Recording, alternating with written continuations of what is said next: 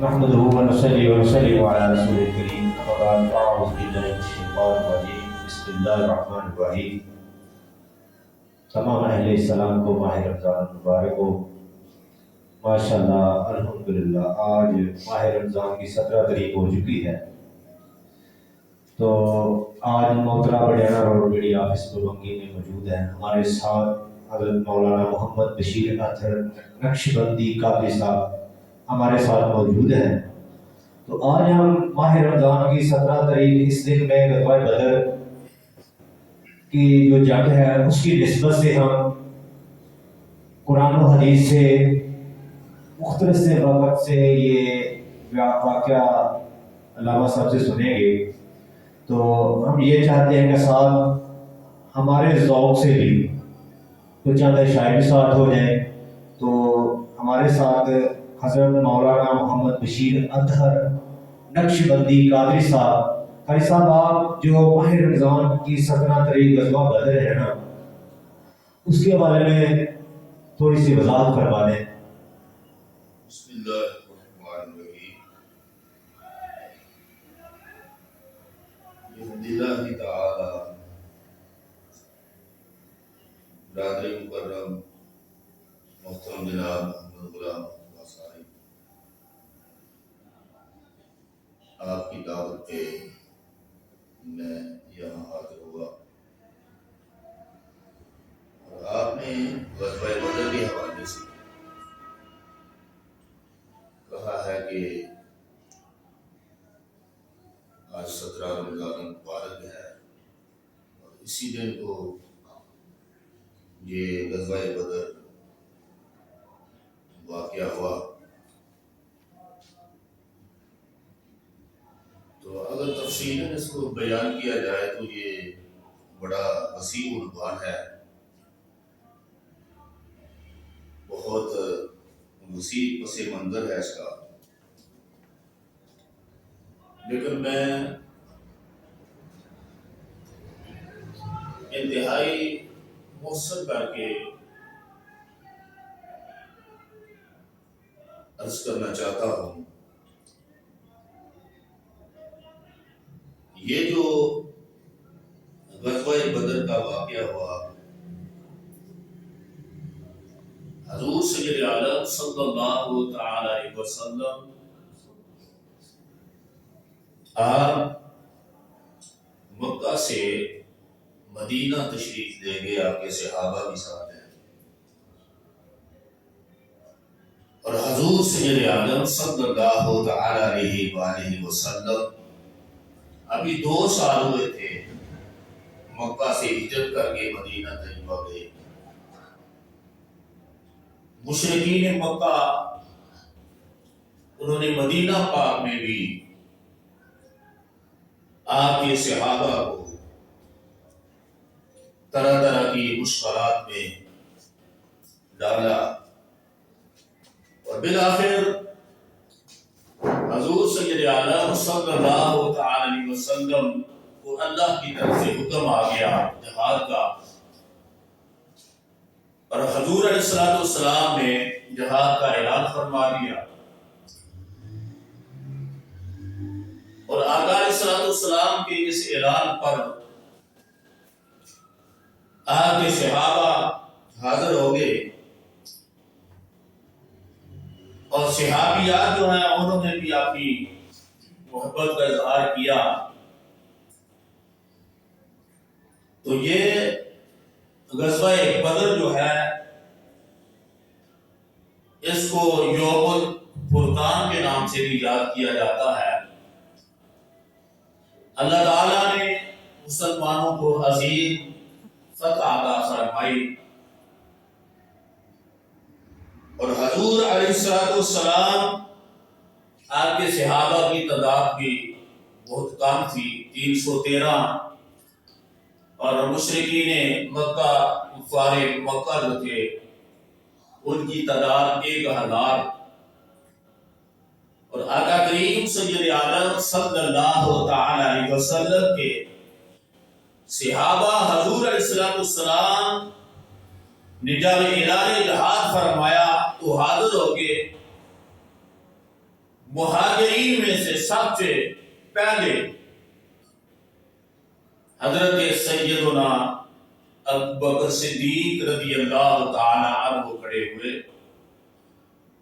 हजरत उमर फारूक रज़ी अल्लाह तआला अन्हु आप खड़े हुए।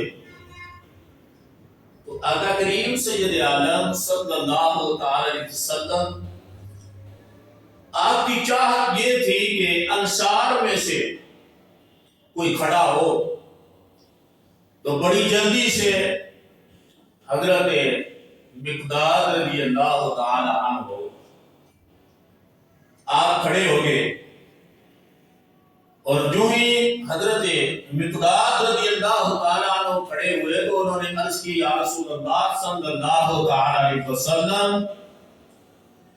हम हजरत मूसा अलैहिस्सलाम की कौम की तरह ये नहीं कहेंगे कि आप लड़े या आपका खुदा लड़े। या रसूल अल्लाह सल्लल्लाहु तआला अलैहि वसल्लम, हम आपके दाएं भी बाएं भी आगे पीछे हम अपनी जाने को पार करने के लिए तैयार हैं। तो यूं ही हजरत मिक़दाद रज़ी अल्लाह तआला अन्हु ने ये अर्ज किया, तो इस तरह भी जिक्र आता है कि हजरत अब्दुल्ला बिन मसऊद रज़ी अल्लाह तआला अन्हु आप फरमाते हैं कि हजरत मिक़दाद की ये गुफ्तगू आका अलैहिस्सलाम ने सुनकर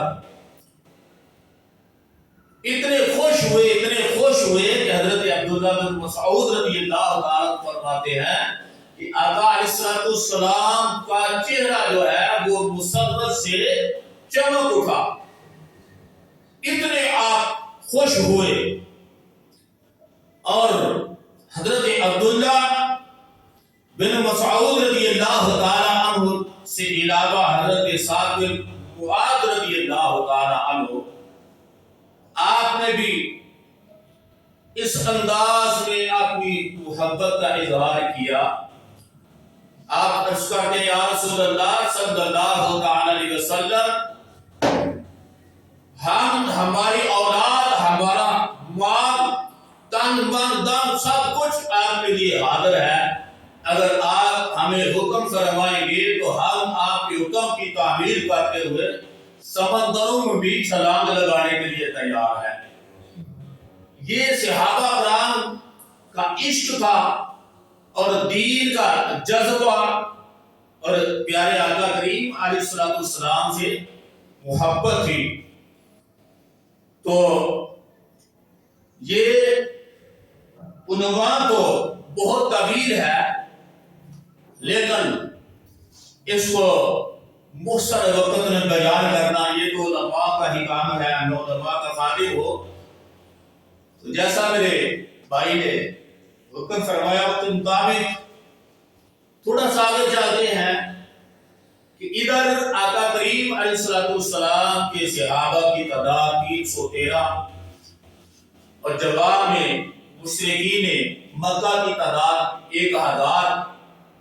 इनके पास 7 ऊंट, उधर इनके पास 70 ऊंट और उधर बेशुमार तादाद में ऊंट। इनके पास जंगी हथियार भी बहुत कम थे, जबकि मुशरिकीन मक्का कुफारे मक्का उनके पास हथियार भी जंगी बड़ी तादाद में थे।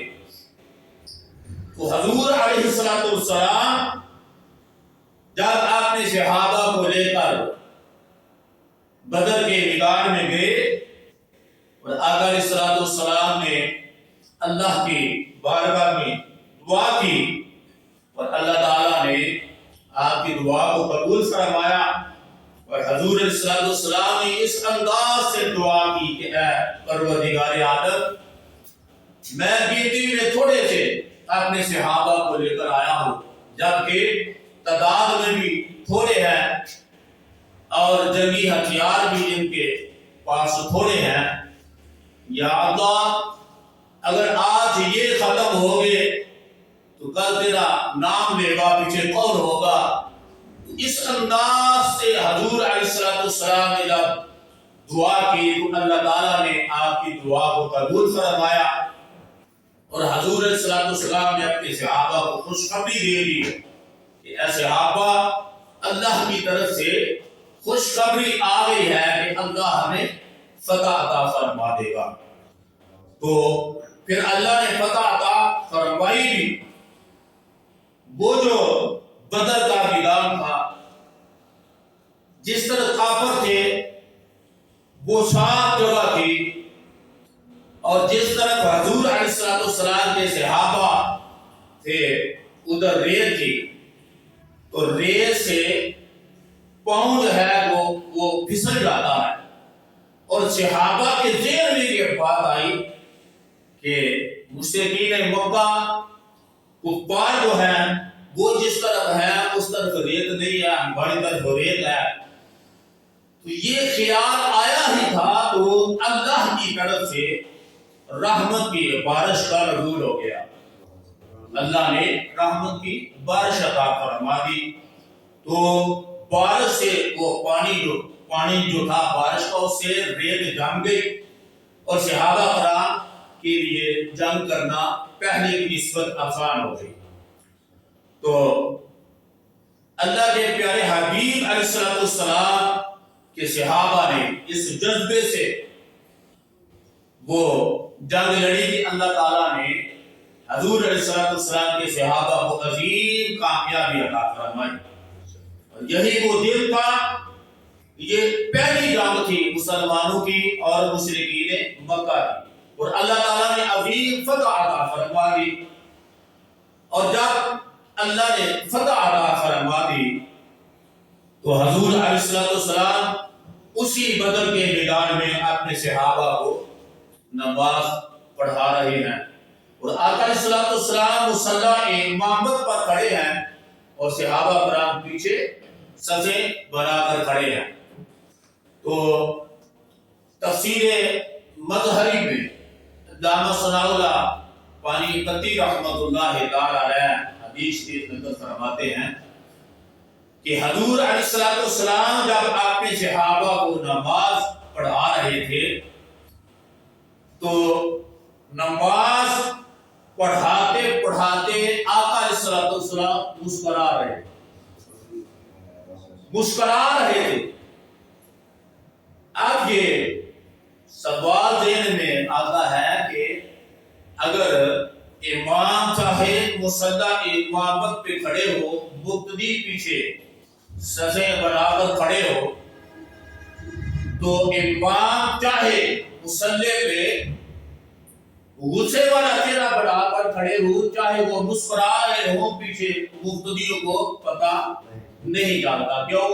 اس لیے کہ مقتدی جو ہے وہ نماز کی حالت میں اللہ کی بندگی کرتے ہوئے وہ ادھر ادھر یا امام کے چہرے کی طرف نہیں دیکھتے، اگر دیکھیں گے تو نماز ٹوٹ جائے گی۔ تو یہ ہماری نماز ہے کہ ہم اگر اپنے امام کی طرف حالت نماز میں دیکھیں تو ہماری نماز ٹوٹ جاتی ہے۔ یہ ہماری نماز ہے۔ ایک اللہ کے پیارے حبیب علیہ السلام کے صحابہ کی نماز ہے کہ وہ نماز کی حالت میں بھی حضور علیہ السلام کا بددعا کا چہرہ دیکھتے تھے تو نماز ٹوٹتی نہیں تھی، مزید نماز کو عروج عطا کر دیتا تھا۔ تو عن جابر قال كنا نصلي مع رسول الله صلى الله عليه وسلم في غزوة بدر إذ تبسم في صلاته فلما قضى الصلاة قلنا يا رسول الله صلى الله عليه وسلم رأيناك تبسمت قال مر بي بقعيدا۔ حضور علیہ السلام جب نماز پڑھاتے مسکرا رہے تھے تو حدیث شریف کے لفظ ہے فلما قضى الصلاة قلنا يا رسول الله صلی اللہ علیہ وسلم، صحابہ نے نماز کے بعد عرض کیا یا رسول اللہ صلی اللہ علیہ وسلم، آپ نماز پڑھاتے ہوئے مسکرا کیوں رہے؟ صحابہ نے یہ سوال کیا کہ یا رسول اللہ صلی اللہ علیہ وسلم رائینا کا تبسم کا، کہ آپ نماز پڑھاتے ہوئے مسکرا کیوں رہے تھے؟ تو حضور علیہ السلام نے آپ نے جواب میں یہ نہیں کہا کہ اے میرے صحابہ آپ نماز تو اللہ کی پڑھ رہے تھے، بندگی اللہ کی کر رہے تھے، آپ کو کیسے پتہ چلا ہے کہ میں نماز پڑھاتے مسکرا رہا تھا؟ یہ حضور علیہ السلام نے جواب میں یہ نہیں کہا، کیوں؟ اس لیے نہیں کہا کہ حضور علیہ السلام بھی جانتے تھے کہ کئی میرے ایسے صحابہ ہیں وہ بندگی تو اللہ کی کرتے ہیں لیکن نماز کی حالت میں بھی چہرہ میرا ہی دیکھتے رہتے ہیں۔ حضور یہ بھی جانتے تھے، اور حدیث شریف میں آتا ہے کہ آقا علیہ السلام جیسے سامنے دیکھتے ہیں اسی طرح آپ پیچھے سے بھی دیکھتے ہیں۔ تو چونکہ برادر مکرم محمد غلام مرتضی صاحب آپ نے شروع میں یہ فرمایا تھا کہ غزوہ بدر کے حوالہ سے کچھ بیان کیا جائے اور اس کے ساتھ ساتھ ہمارے ذوق کے لیے کوئی نہ کوئی اشعار بھی پیش کیے جائیں، تو میں انشاءاللہ ان کا یہ کہنا جو اشعار بھی ہو وہ بھی موقع کی مناسبت سے عرض کر دیتا ہوں۔ تو آقا کریم سید عالم صلی اللہ تعالی علیہ وسلم سے صحابہ نے کہا یا رسول اللہ صلی اللہ علیہ وسلم آپ مسکرا کیوں رہے تھے؟ تو آقا علیہ السلام نے جواب میں فرمایا اے میرے صحابہ میں اس لیے مسکرا رہا تھا کہ اللہ نے ہماری امداد کے لیے فرشتوں کو بدر کے میدان میں بھیجا تھا، اور فرشتوں کی مدد سے ہم نے یہ جو کفر کو شکست دی ہے، وہی فرشتے جو اللہ کے حکم سے بدر کے میدان میں آئے تھے اب وہ میکائیل علیہ السلام کے ساتھ واپس آسمانی کائنات کی طرف جانے لگے تھے۔ تو جب میں آپ کو نماز پڑھا رہا تھا تو فرشتے میرے آگے سے گزرے اور حضرت میکائیل علیہ السلام ان کے پروں پر دھوڑ پڑی ہوئی تھی۔ جو ہی میری نظر ان کے پروں پر پڑی تو میں میکائیل علیہ السلام کی طرف دیکھ کر مسکرایا اور میکائیل علیہ السلام میری طرف دیکھ کر مسکرانے پڑ گئے۔ یعنی میں میکائیل علیہ السلام کے پروں پر جو گرد تھی دھوڑ تھی اس کو دیکھ کر میں مسکرایا، اور جب میں مسکرایا تو مجھے دیکھ کر میکائیل علیہ السلام بھی مسکرا پڑے۔ تو ڈاکٹر علامہ محمد اقبال رحمت اللہ تعالی علیہ